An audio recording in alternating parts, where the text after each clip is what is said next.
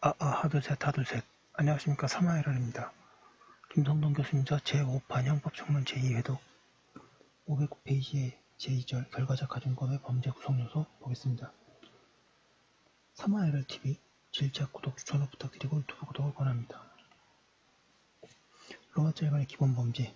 현행형법상 결과적 가중범의 기본범죄는 고의범이어야 하고, 이러한 고의의 기본범죄로 선별되어 있는 행위는 형법상의 모든 고의의 행위가 아니라 어떤 법익 침해적 행위가 당해의 법익의 침해를 넘어서는 중한 결과를 발생시킬 위험이 다분한 고의 행위들에 국한되어 있다.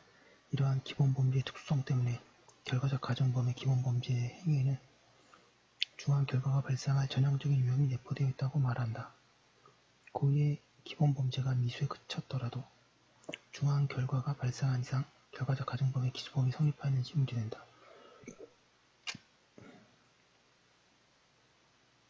이 문제는 기본범죄 자체의 미수범을 처벌하는 규정이 있었는지에 따라 달라진다. 1번에 기본범죄의 미수범을 처벌하는 규정이 있는 경우, 이러한 경우 고의의 기본범죄 행위는 일정한 범죄의 실행행위로 의미하는 것으로 510페이지 기수의 경우뿐만 아니라 미수인 경우도 포함된다. 예컨대 강간 등 치상죄 및 강간 등 치사죄의 경우 형법 제310조 및 301조의 2는 297조 내지 300조의 죄를 범한 자라고 강간 기수범뿐만 아니라 강간 미수범을 포함하는 것으로 규정하고 있다. 따라서 강간의 목적을 달성하지 못하여 미수에 그친 행위를 할지라도 강간의 수단이 된 폭행에 의하여 피해자에게 상해를 가하였다면 강간 치상죄가 성립한다. 다만 기본범죄가 미수에 그친 경우에도 중한 결과가 발생한 경우를 결과적 가중범 자체의 미수로 볼 것이며 문제될 수 있다. 이에 대해서는 결과적 가중범의 미수에 관한 항목에서 다시 설명하기로 한다.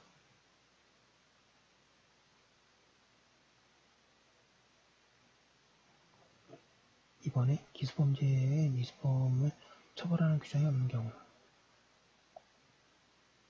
결과적 가중범의 구성요건이 무슨 죄를 범한이라고 규정되어 있는데 기본범죄의 미수를 처벌하는 규정이 없는 경우에는 기본범죄가 불가발적 미수에 그쳤다면 죄를 범한에 해당하지 않는다고 해석해야 한다. 예컨대 태아를 낙태시키지 못한 자가 부녀에게 상해를 입힌 경우에는 낙태죄의 미수 처벌 규정이 없기 때문에 낙태치상죄에 해당하지 않고 과실유무에 따라 과실치상죄의 성립 여부가 문제될 수 있을 뿐이다. 로마자 2번의 중한 결과.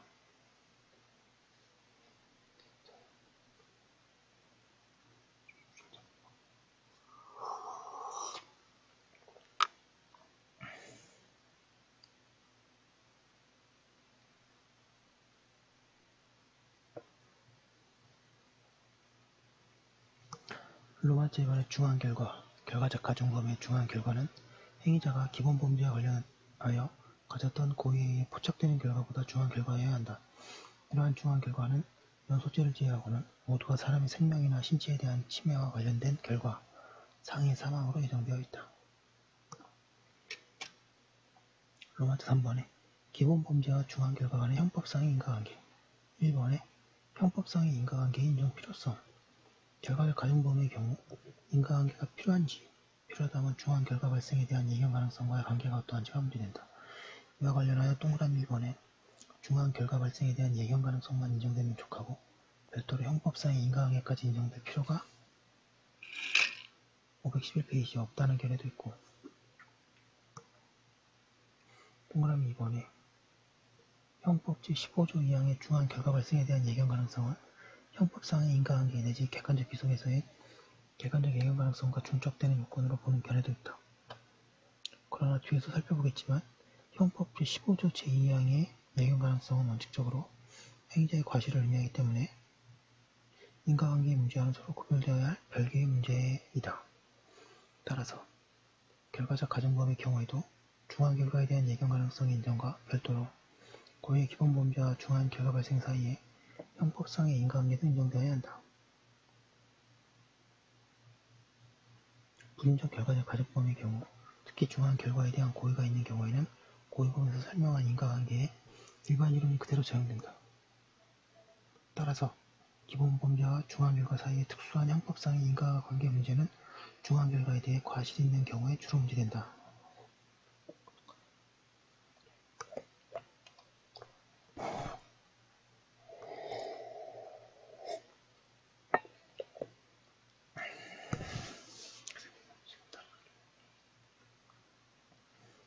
이번에 인과관계와 객관적 귀속의 구별, 판례와 일부 학설과 같이 상당 인과관계설을 취하게 되면 기본범죄와 중앙결과 사이의 상당성이 인정되어야 형법상의 인과관계가 인정된다고 하게 된다.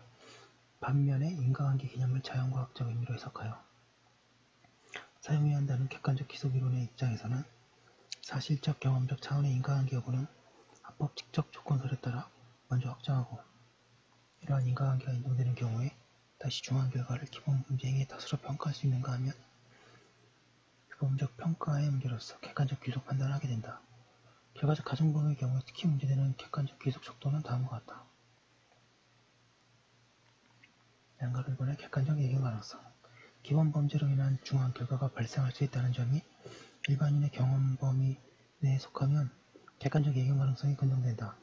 물론 이 경우에 객관적 예견 가능성의 여부는 행위 시에 전방적으로 이루어지는 사전 판단 방법이 아니라 결과 발생 후에 회고적으로 이루어지는 사후 판단 방법에 따른다. 즉 행위자의 기본 범죄 때문이 아니라 피해자의 지병, 특히 체질 등의 결과 발생에 직접적 원인이 되었거나 혹은 의사의 과실 등이 결과 발생을 앞당긴 사실이 인정되더라도 사후에 이러한 사정을 알았던 일반인의 512페이지 입장에서 예견 가능성 여부를 판단한다.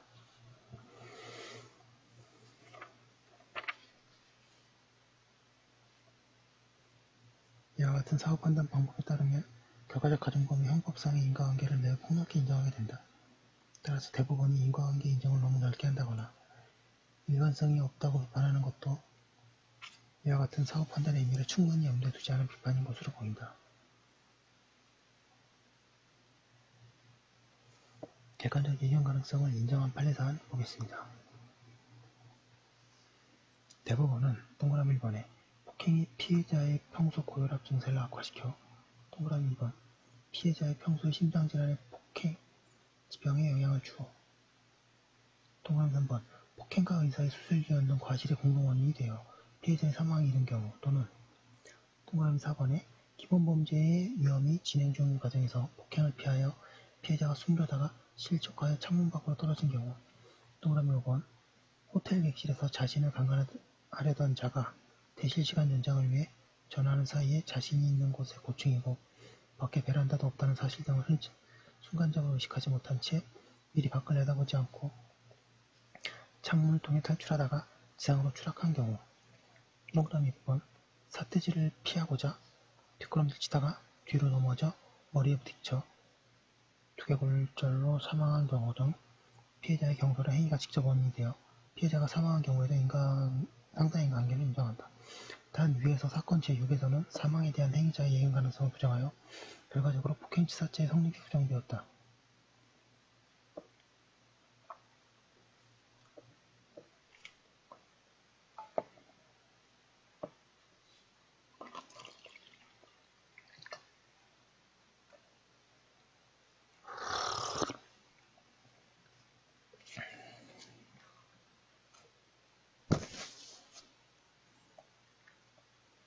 그 밖에도 대법원은 동그라미 7번에 피해자가 강제로 승용차에 태워진 후 차량을 빠져나오려다가 길바닥에 떨어져 상해를 입고 그 결과 사망에 이른 경우 동그라미 8번에 아파트 안방의 감금은 피해자를 때리고 옷을 벗기는 등 가혹한 행위를 하여 피해자가 이를 피하기 위하여 창문을 통해 밖으로 뛰어내려고 하자 피고인이 이를 제지한 후 피고인이 거실로 나오는 사이 갑자기 안방 창문을 통해 알몸으로 아파트 아래 잔디밭에 뛰어내려가다가 사망한 경우 동그라미 9번 경찰공으로 때린 구타행위가 피해자가 약 20시간 후 경과한 후 뇌상성 뇌경 막하 출혈로 사망한 경우 동그라미 10번에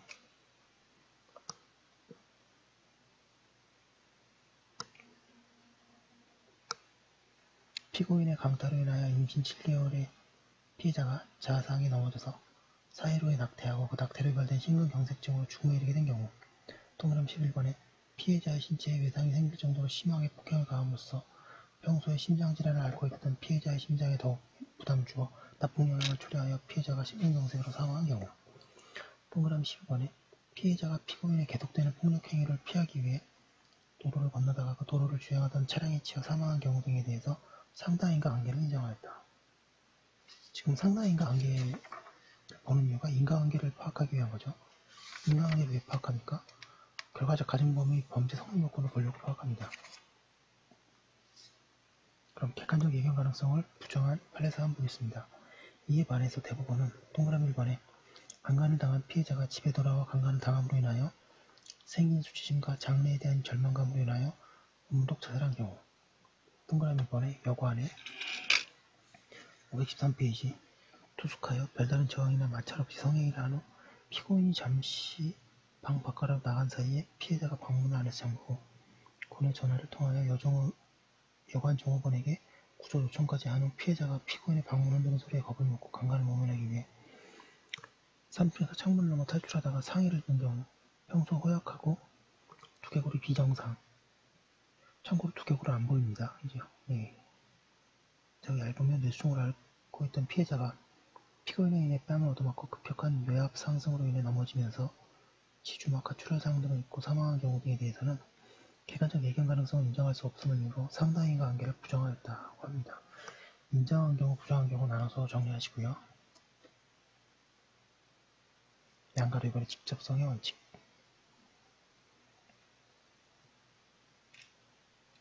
방관림의 의의. 결과적 가중범의 경우에는 중한 결과를 향하여 진행되는 기본범죄 행위의 영향력이 중간에 개입되는 변수에 의해 제약되거나 중간 변수의 영향력이 기본범죄 행위의 지속적 효력을 단절시키는 사정이 있는 경우가 있다. 이러한 경우에는 객관적 예견 가능성이 인정되어도 곧바로 결과를 기본범죄 탓이라고 할 수 없다. 즉, 결과 발생의 지속적 효력을 유지하고 있는 원인만을 결과 발생의 탓으로 귀속할 수 있기 때문이다. 여기서 행위의 외적인 결과가 결과 발생에 이르는 과정에서 개입된 다른 중간 형태의 영향을 받지 않고 지속적으로 연결된 상태를 직접성이라고 한다. 방금 이번에 결과적 가중범에서 직접성의 의미. 과실범의 경우 확립된 직접성 심사 장치는 행위자의 과실이 없었고 그 대신에 주위에 합치되는 행위를 하였더라 하면 결과가 발생하지 않았을 것인가 하고 묻는 방법. 합법적 대체행위 이론이다. 결과적 가중범의 경우에 객관적 예견 가능성이라는 척도를 보완해줄 직접성의 내용은 기본범죄 행위가 발생시킨 위험의 지속적 효과가 제한되거나 끊어짐이 없이 그대로 이어져야 한다는 점이다. 그러나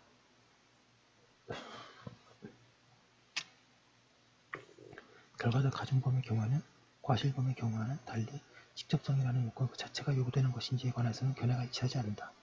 동그라미 1번의 학설의 태도, 양가를 1번의 직접성 필요설, 중한 결과가 다른 중간 원인의 개입 없이 기본범죄 행위로부터 직접 초래되었거나 상당인과 관계 및 과실의 문제와는 별도로 중한 결과가 기본범죄에 내포된 전형적인 고유한 위험의 실현일 때 또는 기본범죄 행위의 위험에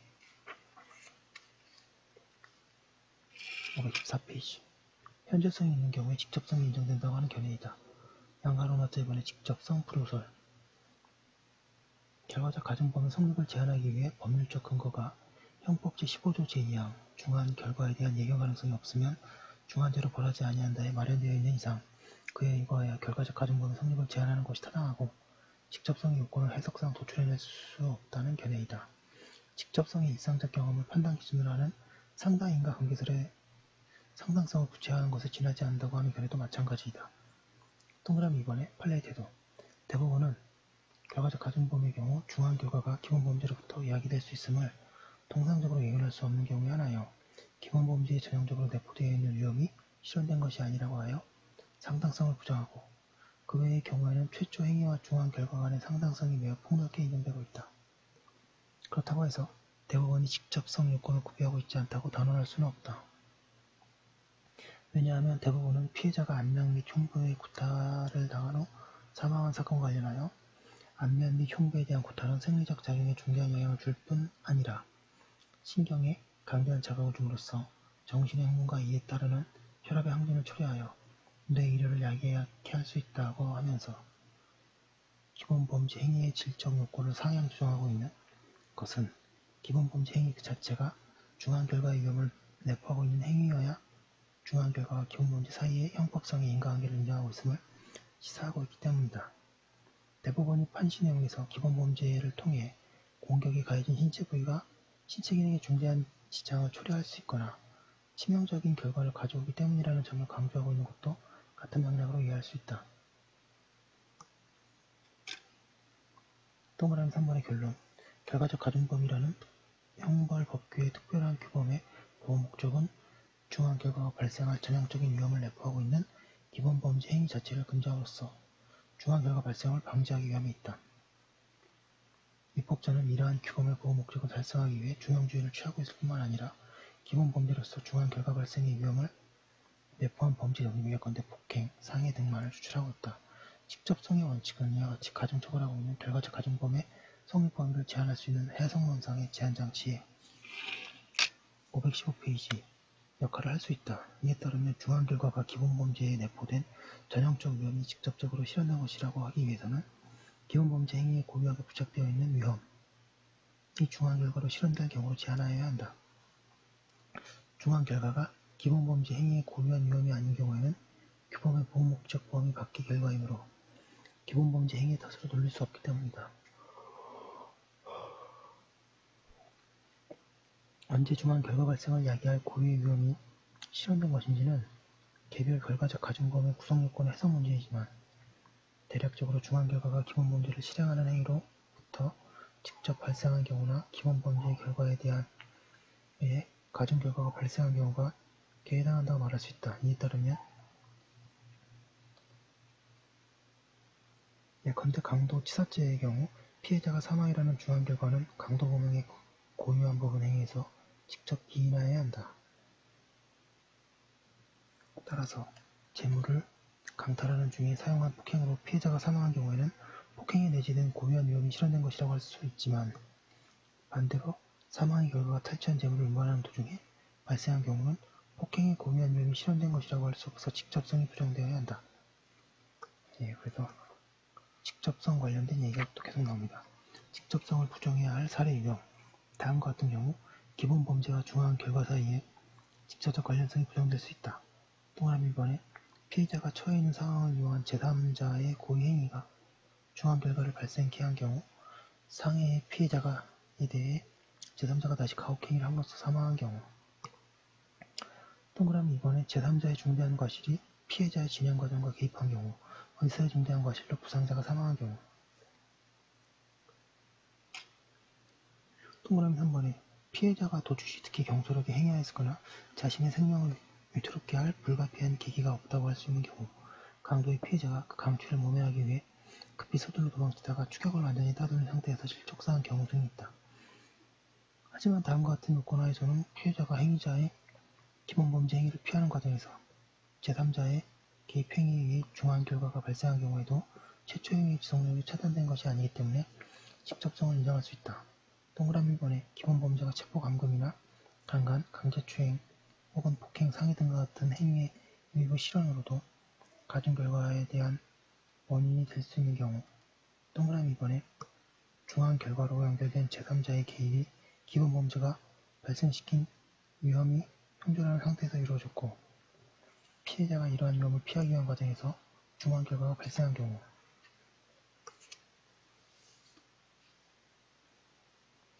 516페이지에 로마자 4번 주관적 구성요건 요소 중한 결과에 대한 행위자의 예견 가능성 보겠습니다.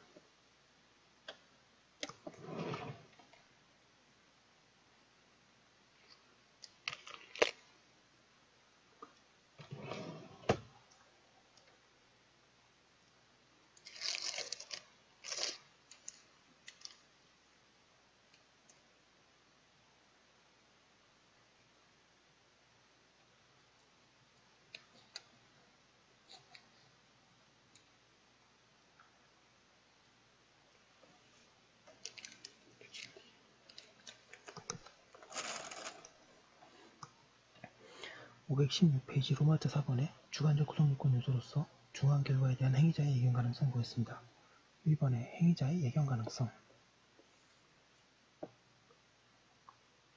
결과적 가중법의 구성 요건 요소의 하나인 중한 결과에 대한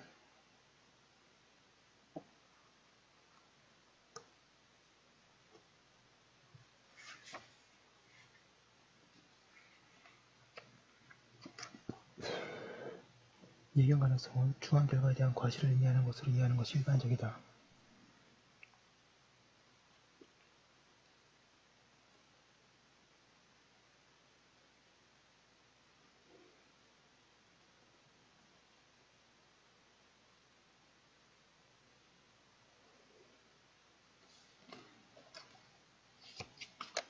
여기서 말하는 과실은 행위자의 예견 가능성을 전제로 한 주관적 과실을 의미한다.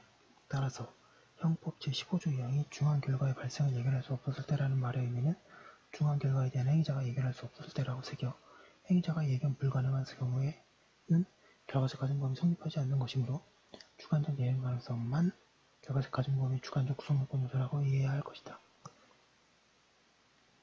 형법 적용자는 중한 결과에 대한 행위자의 예견 가능성 여부를 판단하여 그것이 긍정될 경우에 한하여 결과적 가중범의 성립을 인정할 수 있다. 이러한 행위자의 예견 가능성의 판단은 행위자의 입장에서는 사전 판단이기 때문에 행위자가 피해자에게 특이체질 내지 지병 등이 있었다는 사실을 몰랐던 경우에는 주관적 예견 가능성을 부정하여 결과적 가중범이 성립하지 않는다는 결론을 내려야 한다. 행위자의 예견 가능성을 인정한 판례사항. 대부분도 같은 취지에서 동그라미 1번의 피해자를 충격하여 피해자로 하여금 반대차선의 1차선상에 넘어지게 하여 피해자가 반대차선을 운행하던 자동차에 역과되어 사망한 경우. 동그라미 2번에 피할 만한 여유도 없는 좁은 장소와 상급자인 피고인의 하급자인 피해자로부터 아프게 반격을 받을 정도의 상황에서 신체가 보다 더 건강한 피고인이 피해자에게 약 1분 이상 가슴과 배를 때린 경우 행위자에게 사망에 대한 예견 가능성이 인정된다고 하였다. 행위자의 예견 가능성을 부정한 판례사안. 반면에 대법원은 동그라미 1번에 서로 시비하다가 외관상 건강하여 전혀 병약한 흔적이 없는 자인데 사실은 관상동맥 경화 및 협착 증세를 가진 특이 체질자인 피해자를 떠밀어 땅에 엉덩방아를 쌓고 주저하게 하였는데 심장마비를 일으켜 사망하게 한 경우.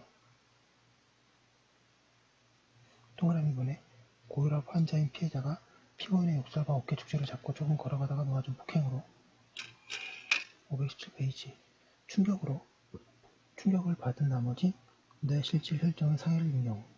동그라미 3번에 5명의 남자들이 술집에서 그 집 잡으러 있는 피해자 등 6명과 성관계까지 맺은 후 술값이 부족하여 친구의 집에 돈을 빌리러 가기 위해 봉고차를 함께 이동 중에 피해자에게 취향이 가하자 피해자가 욕설하고 갑자기 차의 문을 열고 뛰어내리다가 부상을 입고 사망한 경우 등에 대하여 상해 또는 사망에 대한 행위자의 예견 가능성을 부정하였다. 이번에 객관적 예견 가능성과 입법자의 판단. 과실을 인정하기 위해서는 객관적 예견 가능성 및 그것을 전제로 한 객관적 주의 의무 위반을 인정함에도 불구하고 결과적 가중범의 경우 중한 결과에 대해 행위자의 예견 가능성만을 요구하는 이유는 결과적 가중범의 특수성 때문이다. 결과적 가중범의 경우는 기본 범죄 행위를 하게 되면 거기에 수반하여 중한 결과가 발생할 수도 있으니 일반적으로 예견 가능한 특수성을 가지고 있다. 따라서 입법자는 중한 결과가 수반되는 것이 통상적으로 유용되는 경우가 아닌 범죄 행위, 예컨대 절도죄나 사기죄를 기본 범죄로 삼는 결과적 가중범은 애당초 만들어지지도 않았다. 결과적 가중범을 중한 결과가 발생할 전형적인 위험이 기본 범죄 행위로 내포되어 있는 범죄라고 말하는 것도 바로 이러한 특수한 입법 배경 때문이다. 따라서 어떤 결과적 가중범이 범죄 구성 요건의 형식으로 존재하면 중한 결과에 대한 객관적 예견 가능성은 이미 긍정된 것으로 보아야 한다. 따라서 과실의 체계적 지위를 둘러싼 논의를 결과적 가중범의 경우에도 그대로 답습해서는 안 된다.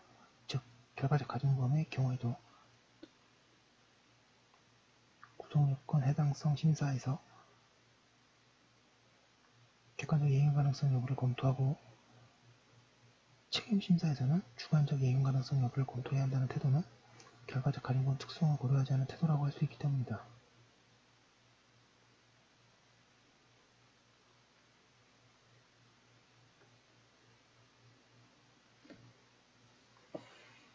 그러니까 교수님께서는 이렇게 하지 말자는 말씀이신 거죠. 어떤 결과적 가중범위 범죄 구성 요건의 형식으로 존재하면 중한 결과에 대한 객관적 예행 가능성이 이미 긍정된 것으로 보아야 한다고 하고 계십니다. 예, 여기까지 한번 올려두고